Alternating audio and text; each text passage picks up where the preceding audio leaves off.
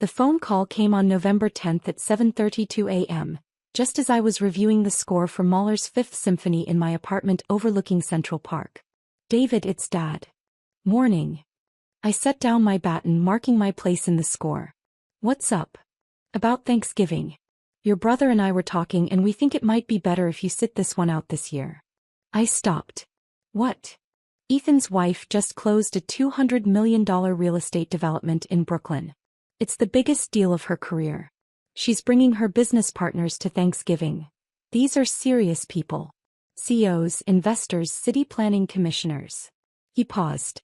"You play music for a living, David. It's just not the same league.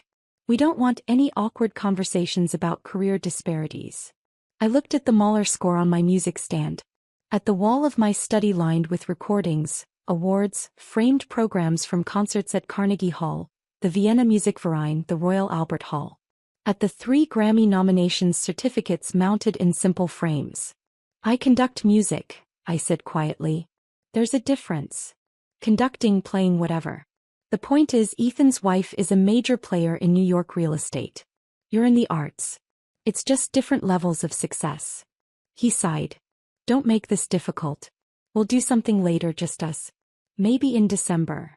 "Does Ethan know you're calling?" It was his idea. He doesn't want Vanessa to feel like she has to make small talk with someone outside her professional sphere.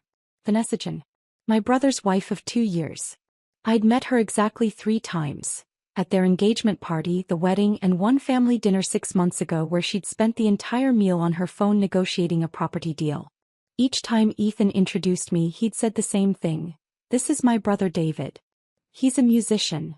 Not conductor. Not music director of the New York City Symphony Orchestra. Just musician." "Understood," I said. "Enjoy your Thanksgiving." "Don't be like that." I hung up. For a long moment I sat there looking at the score. Mahler's Fifth. One of the most complex, emotionally devastating pieces in the symphonic repertoire. I'd been preparing it for 3 months for our concert series that would run from November 20th through December 8th. The New York City Symphony Orchestra. 96 musicians under my direction. A $47 million annual budget. A subscription base of 12,000 season ticket holders. International tours to Berlin, Tokyo, London, Paris. And my father thought I played music. My phone buzzed. A text from my brother Ethan. "Ethan, Dad told you about Thanksgiving. Sorry it has to be this way. Vanessa's worked really hard for this deal. Can't have distractions. Me, I understand." I didn't elaborate. Didn't explain. Didn't defend myself. I'd learned years ago that my family didn't understand what I did. When I'd been appointed assistant conductor of the Boston Symphony at 26, Mom had asked when I was going to get a real job with benefits. When I'd been named music director of the New York City Symphony at 32, Dad had asked if that came with a retirement plan. Classical music wasn't real to them. It was a hobby that had somehow become a career, but not a serious one. Not like Ethan's work in finance, which they understood, which they could brag about to their friends.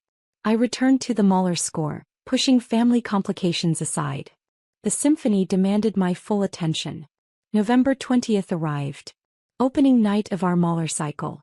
The concert hall was sold out, 2,738 seats, every one filled. Season ticket holders, music critics, students, tourists who'd planned their New York trips around this performance. I stood in my dressing room adjusting my white tie in the mirror. The pre-concert nerves were always there, no matter how many times I'd done this. The awareness that 96 musicians and nearly 3,000 audience members were depending on me to bring Mahler's vision to life. My assistant conductor, Grace Kim, knocked and entered. "House is full. The Times critic is here. So is the one from the Wall Street Journal." She smiled. "Also, your brother called the box office. He and his wife want to know if there are any tickets available." I turned. "What?" "They tried to buy tickets for tonight's performance. Sold out, obviously. Box office told them the entire run is sold out, has been for 6 weeks." "Did they leave a message?" "Just that they were disappointed. That they'd wanted to see what you do." Grace raised an eyebrow. "I didn't know you had a brother." Neither did he, apparently. At 8 p.m. I walked onto the stage. The audience applauded. I bowed, turned to the orchestra, raised my baton. For the next 82 minutes there was only the music. Mahler's journey from funeral march to transcendent love. The orchestra responded to every gesture, every subtle shift in tempo and dynamics. We'd rehearsed for weeks and it showed. This was what we did. Together we brought one of humanity's greatest artistic achievements to life. The final notes faded. Silence. Then the audience erupted. Standing ovation. Cheers. I bowed, gestured to the orchestra, acknowledged the principles. This was my life. This was what my father dismissed as playing music. The reviews were extraordinary. The Times called it a transcendent interpretation that reminded us why Mahler matters. The journal praised the orchestra's precision and emotional depth under Sullivan's nuanced direction. On November 23, 2 days before Thanksgiving, I received an email from the orchestra's development director. From Patricia Morgan. Subject: Interesting development. David, heads up. We received a call this afternoon from Vanessa Chin at Chin Development Group. She's requesting a private tour of the concert hall and a meeting with you. She mentioned she's a potential major donor. Her assistant said she has front-row season tickets and has attended several of our concerts. Should I schedule something? Vanessa Chin. My brother's wife. Who apparently had season tickets. Me. Schedule it for Monday, November 27, 2 p.m. I'm curious. Patricia responded immediately. Will do. She sounded very eager to meet you. That evening Ethan called. David, hey. Listen, about Thanksgiving. It's fine. It's not fine. Vanessa's pissed at me. She found out I told you not to come and she's barely speaking to me. Why does she care? I don't know. She won't explain. She just keeps saying I'm an idiot and I don't pay attention. He sounded genuinely confused. Did you two meet somewhere? Does she know you somehow? I've met her 3 times. At your engagement party, your wedding, and that dinner in May. Right. So what's her problem? Maybe you should ask her. I tried. She locked herself in her office and won't come out. He paused. Can you call her? Smooth this over. No. David, come on. She's my wife. I don't want her mad at me over Thanksgiving. Then you should have thought about that before you uninvited me. I kept my voice neutral. I have a rehearsal. I need to go. David. I hung up. Monday, November 27th arrived cold and gray. I spent the morning in rehearsals, working with the orchestra on Brahms' 4th Symphony for our December program. At 1:45 p.m., I returned to my office to prepare for Vanessa's visit. Patricia met me outside my door. She's early. Been here since 1:30. She's in the conference room with her business partner. Business partner? Lauren Rodriguez. She's COO of Chin Development Group. Patricia lowered her voice. David, I looked them up. They just closed a $200 million mixed-use development in Brooklyn. They're major players in New York real estate. If Vanessa becomes a donor, we're talking potentially 7 figures. I nodded and walked to the conference room. Vanessa stood looking at the framed photographs on the walls. The orchestra on tour in Vienna. A shot of me conducting at the proms in London, the orchestra recording our Grammy-nominated Beethoven cycle. She turned as I entered. She was polished as always. Expensive suit, perfect hair, the look of someone used to high-stakes negotiations. Maestro Sullivan, she said. Thank you for making time. Maestro. Not David, or my husband's brother. The formal title. Of course. And you must be Ms. Rodriguez. Lauren Rodriguez stood and shook my hand. She was younger than Vanessa, early 30s, with sharp eyes and a firm handshake. Mr. Sullivan, it's an honor. We're both huge fans of the orchestra. Please sit. I took the seat across from them. Patricia mentioned you're interested in discussing a donation? Vanessa and Lauren exchanged a look. We are, Vanessa said. But first I need to address something personal. You're Ethan's brother. I am. The brother he uninvited from Thanksgiving because you play music, and I'm a real estate developer. I said nothing. The brother he's described to me over the course of our 3-year relationship as kind of a drifter, who never really settled into a career, and does orchestra stuff as a hobby. Lauren's eyes widened. She looked at me, at the photographs on the walls, back at Vanessa. I have season tickets, Vanessa continued. Front row center. I've attended the New York City Symphony for 5 years.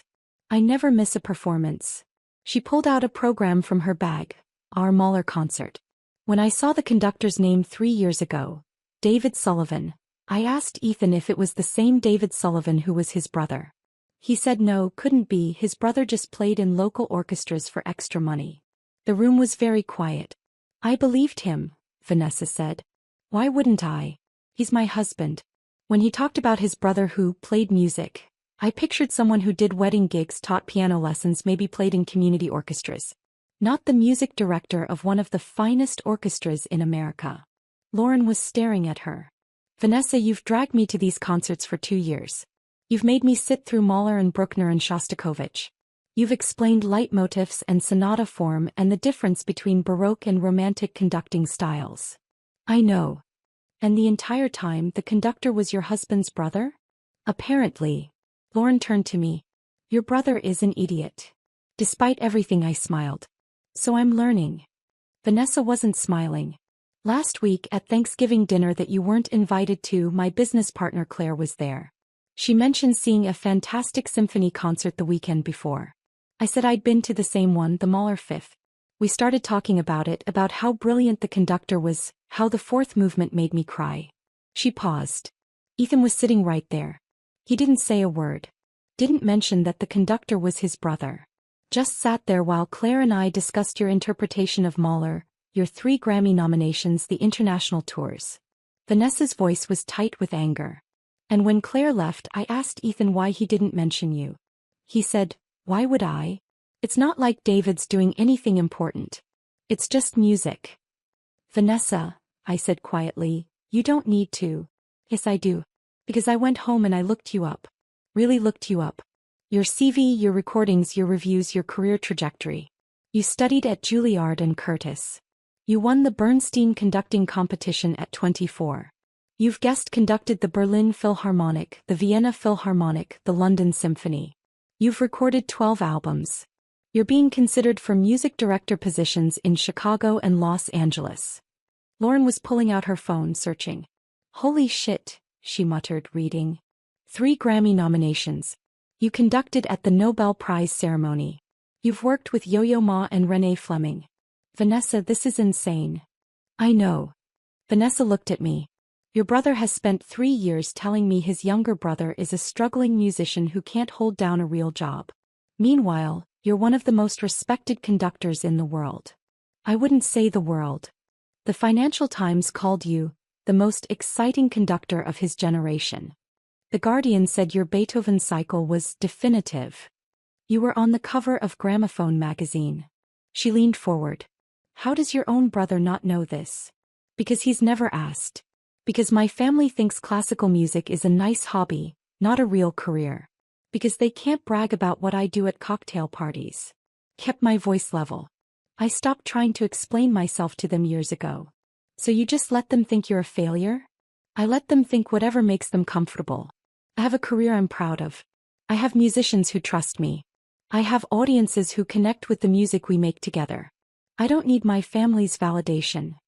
But you deserve it, Lauren said.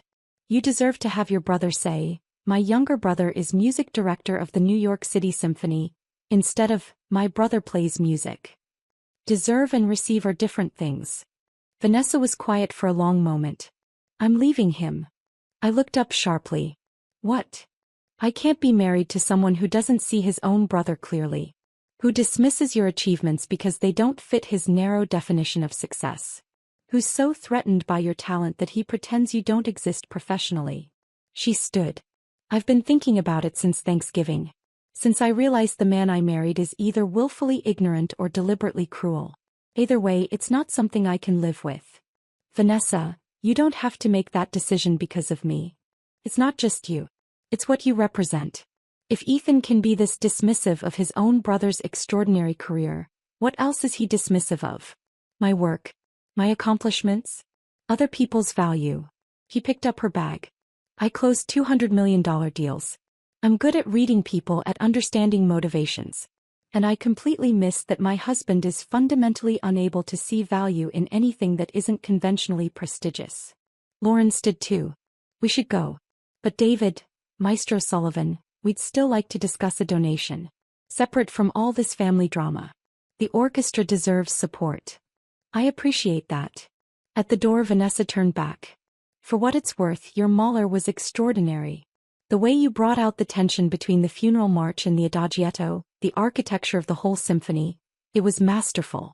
I've seen you conduct 20 times and you get better every performance. Thank you. That means a lot. It should mean a lot from your family too. But since it doesn't know that your actual audience sees you, we appreciate what you do. They left. I sat alone in the conference room, processing what had just happened. My brother's wife, who I'd met 3 times and barely knew, saw my work more clearly than my own family did. And she was leaving him over it. That evening Ethan called 17 times. I didn't answer. Finally a text came through. Ethan, Vanessa moved out. She says we're getting divorced. She won't tell me why. Did you say something to her? What happened at that meeting? I stared at the text for a long time. Then I called him. David, thank God. What did you say to Vanessa? Nothing about your marriage. We discussed a potential donation to the orchestra. A donation? Why would she donate to your orchestra? Because she has season tickets. Front row center. She's been attending our concerts for 5 years. Silence. Ethan. That's not possible. She goes to the symphony, yeah, but she never mentioned you. Why would she? You told her I wasn't the conductor.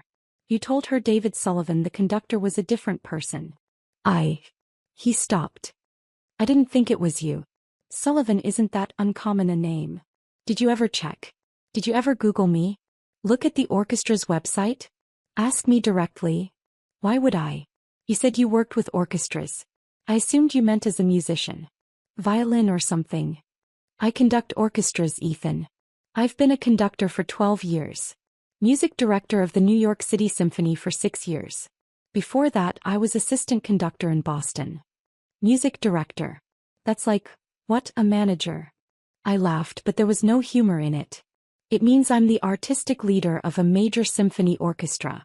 I choose the repertoire, hire the musicians, conduct all the major concerts, represent the orchestra internationally. It's one of the most prestigious conducting positions in America. But you're only 38. How can you be in charge of a whole orchestra? Because I'm good at what I do. Because I studied for 20 years. Because I've dedicated my entire adult life to this work. More silence. Vanessa's business partner said something at the meeting. Ethan said slowly. She said I was an idiot for not knowing. Is that why Vanessa left? Because I didn't know about your job. She left because of what your ignorance represents. Your inability to see value in anything that doesn't fit your definition of success. That's not fair. I value music. I listen to music all the time. You consume music. You don't value the people who create it. You don't see their work as real or important. I paused. You told Dad to uninvite me from Thanksgiving because Vanessa's real estate deal was more important than what I do. You didn't even consider that what I do might matter. Real estate is tangible. Buildings, money, jobs created. Music is just, it's entertainment. Music is culture. It's history. It's human emotion distilled into sound. It's Beethoven writing his 9th symphony while completely deaf because he had something to say about human brotherhood. It's Shostakovich encoding resistance to Stalin in his symphonies.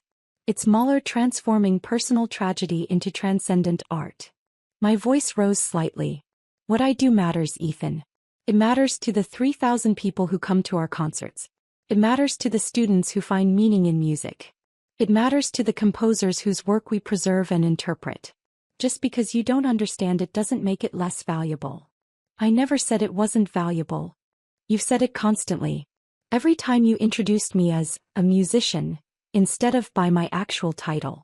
Every time you changed the subject when I talked about work. Every time you dismissed my career as less important than yours. Every single time. I heard him breathing on the other end of the line. What do I do? He asked finally. How do I fix this? I don't know if you can. Not with Vanessa. Not with me. This isn't about one conversation or one apology. It's about fundamental respect. Either you respect what I do or you don't. I want to understand. Then come to a concert. Sit in the audience. Really listen. Try to understand what we're creating. The performances are sold out.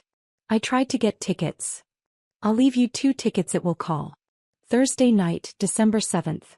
Brahms' Fourth Symphony. I paused. Come alone or bring someone, I don't care. But if you come to listen. Not to check a box, not to say you tried, but to actually engage with the music. Okay, he said quietly. Hey. I'll be there. December 7th arrived. The concert hall was full again. Our subscription base plus additional single tickets we'd released. I'd left 2 tickets it will call under Ethan's name. Whether he'd actually come I didn't know. I stood in the wings waiting for my entrance. Grace found me. Your brother's here. Row F, center.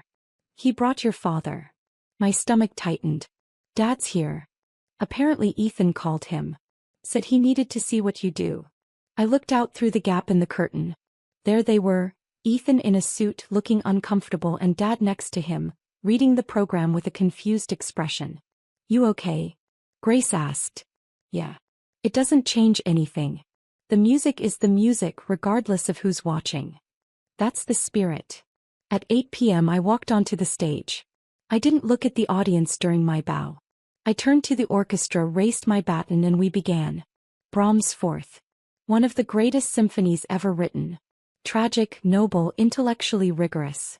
The finale is a passacaglia, a variation form over a repeating bass line, that builds with inexorable logic to a devastating conclusion. We'd rehearsed it for weeks. The orchestra was magnificent. Every phrase shaped, every dynamic calibrated, every structural connection clear. This was why I did this work. These moments when 96 musicians and 1 conductor merged into a single instrument, when Brahms' vision from 1885 became alive in 2024. The final chords. Silence. Then applause, louder and longer than usual. Standing ovation. I bowed, acknowledged the orchestra, bowed again.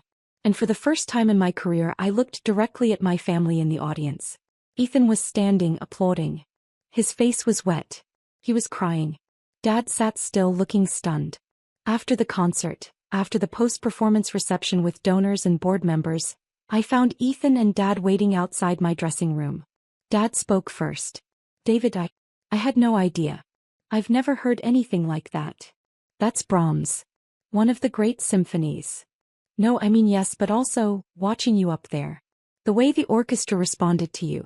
The way you shaped the music. That's not playing. That's something else entirely. It's conducting, I said simply. Ethan stepped forward. Can I talk to you? Privately. Dad nodded and moved down the hallway. Ethan and I stood in the quiet backstage area, surrounded by instrument cases and music stands. I didn't understand, Ethan said. I thought I did, but I didn't. Sitting in that audience, watching you work, hearing what you create. David, I've never felt like that listening to music. I've never felt anything like that from anything. That's Brahms. And 96 excellent musicians. It's you too. The way you brought it all together. The way you communicated with just your hands and your body. The way they watched you, trusted you. He wiped his eyes. I'm sorry. I'm so fucking sorry for dismissing this. For not seeing what you do. For being threatened by it instead of proud of it. Why were you threatened? He thought about it. Because you're brilliant at something I don't understand. Because you have this gift, this talent, this career that's completely outside my frame of reference. Because it's easier to dismiss it than to admit that my little brother surpassed me in ways I can't even measure. I didn't surpass you. We just chose different paths. But your path matters more. What you do tonight will live forever. People will listen to your recordings 50 years from now.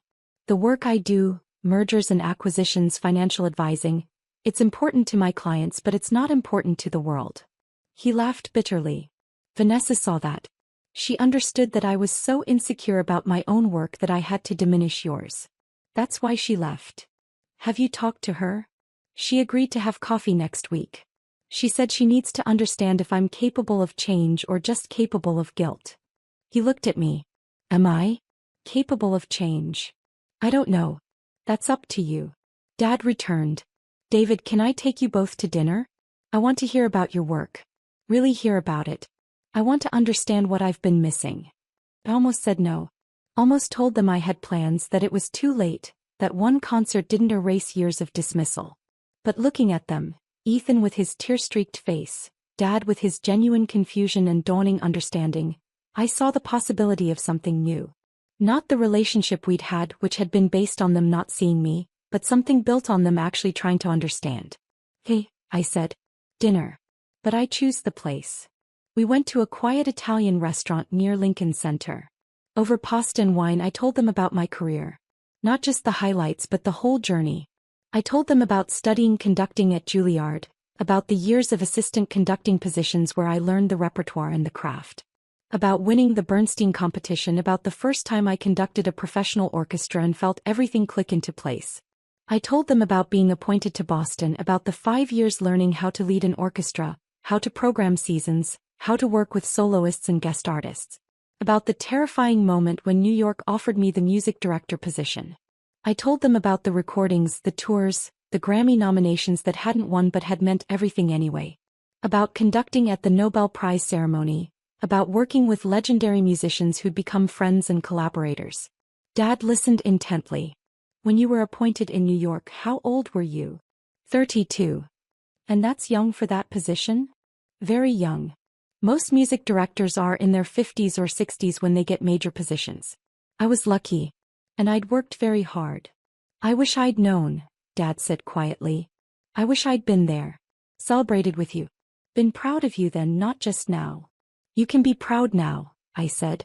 If you actually want to understand what I do. I do. God, David, watching you tonight, it was like watching a master craftsman. The precision, the emotion, the intelligence behind every gesture. I've never seen anything like it. Ethan had been quiet. Now he spoke. Vanessa knew. She's been going to your concerts for 5 years. She tried to tell me in her way. She'd come home from performances talking about how brilliant the conductor was, how moving the music was. And I didn't listen. I didn't connect it to you. Because you'd decided I wasn't successful, I said.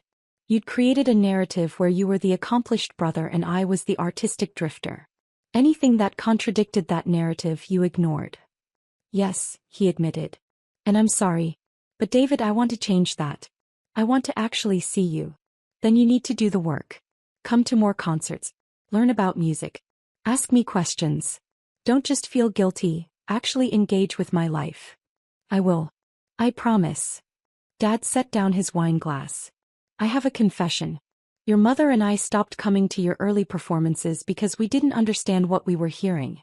Classical music felt intimidating, boring even. We didn't know how to appreciate it, so we just stopped going. You could have asked me. I would have helped you understand. I know. But it was easier to dismiss it than to admit ignorance. Easier to pretend your work didn't matter than to do the work of learning why it did. He paused. That's inexcusable. You deserved better from us. We talked until the restaurant closed. About music, about my upcoming concerts, about the Los Angeles Philharmonic's interest in offering me their music director position. About the recording contract we just signed for a Beethoven cycle. And for the first time in my adult life, my family listened. Really listened. 2 weeks later, Vanessa called me. David, it's Vanessa. Do you have a minute? Of course. Ethan told me you had dinner with him and your father. That you talked about your work, that they actually listened. They did. Whether it lasts is another question. Fair. She paused. I wanted to let you know, Ethan and I are going to try counseling. I'm not moving back in and I'm not promising anything, but we're going to see if he's capable of real change. Of seeing people clearly, including you. That's good. I think. It is. But David, I also wanted to apologize. I should have said something sooner. When I first realized you were the conductor, I should have told Ethan immediately. Instead, I let it slide because it seemed easier than confronting him about his blind spots. You didn't owe me that. Maybe not. But I owe it to myself to be with someone who sees the world clearly. Who values people's actual accomplishments, not just the ones that fit his preconceptions. She laughed softly. And I really owe it to myself to be with someone who knows his own brother is one of the finest conductors in America. I wouldn't say finest.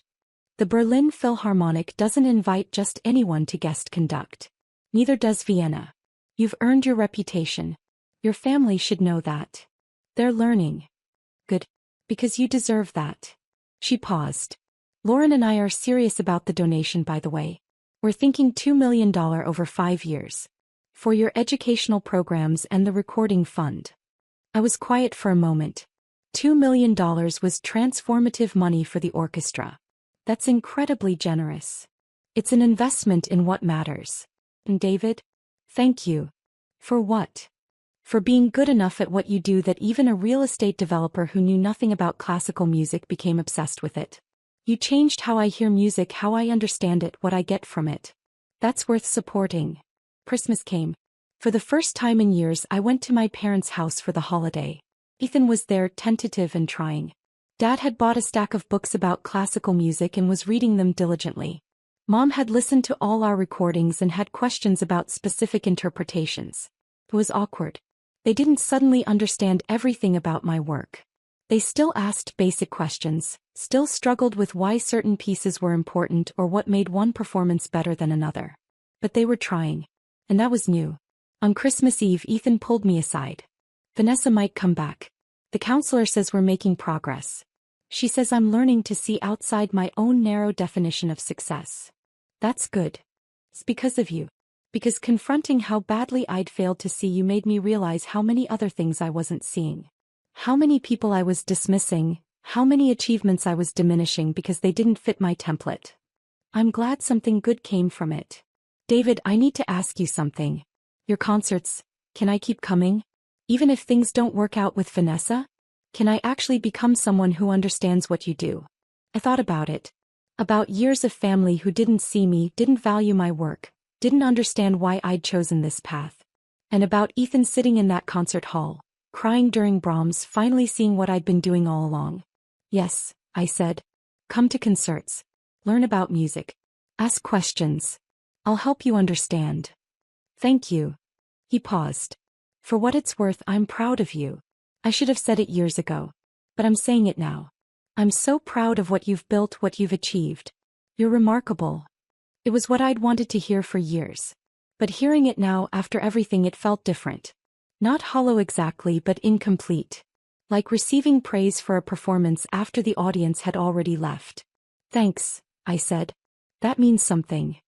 But not enough, he observed. Not yet. But maybe eventually. March brought the announcement I'd been waiting for. The Los Angeles Philharmonic offered me their music director position. 5 years with an option for extension. One of the greatest orchestras in the world. It meant leaving New York. Leaving the orchestra I'd built, the musicians I'd worked with for 6 years, the city I'd called home. But it also meant growth, new challenges, the next step in my career. I called a family dinner to share the news. Los Angeles? Mom said. But you just got established in New York. I've been in New York for 6 years. This is the natural next step. Dad looked at his phone. I'm looking at the LA Philharmonic website. This is a major position. One of the 5 most prestigious orchestras in America, I confirmed. Ethan set down his fork. You're going to say yes. I am. When do you start? Next season. September 2025. We sat in silence for a moment. Then Dad raised his glass. To David. To his remarkable career. To his continued success in Los Angeles. To David, Mom and Ethan echoed. I drank, feeling the strangeness of this moment. My family celebrating my achievement. Seeing it clearly. Understanding what it meant. It had taken 38 years, a broken engagement and a chance encounter at a concert hall. But they were finally looking. My final concert as music director of the New York City Symphony was on August 15, 2025. We performed Beethoven's Ninth, the symphony about human brotherhood, about joy breaking through struggle, about transcendence. The house was packed. Every seat filled, people standing in the back. Season ticket holders who'd supported the orchestra for years. Musicians' families. Critics. Students. And in the 4th row, center. My parents, Ethan and Vanessa, who'd reconciled with Ethan after 10 months of counseling.